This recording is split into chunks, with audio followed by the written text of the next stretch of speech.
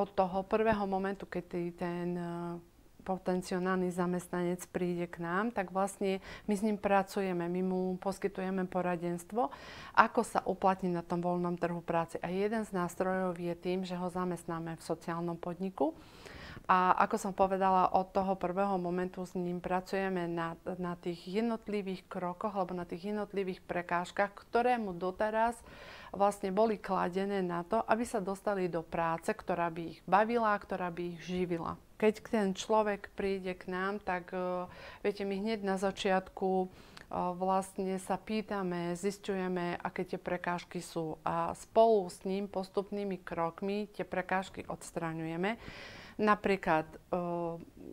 keď príde niekto z úradu práce, k nám je zamestnaný, lebo bol napríklad dlhodobo nezamestnaný, tak my s ním riešime rôzne možnosti dotácie, ktoré majú oni z úradu práce, alebo rôzne príspevky, alebo nemajú účet, nemajú občiansky preukaz,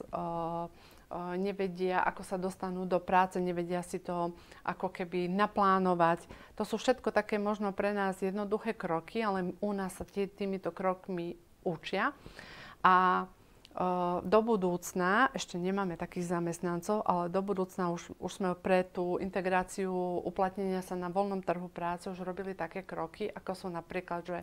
máme spoluprácu s nejakými zamestnávateľmi v Banskej Bystrici,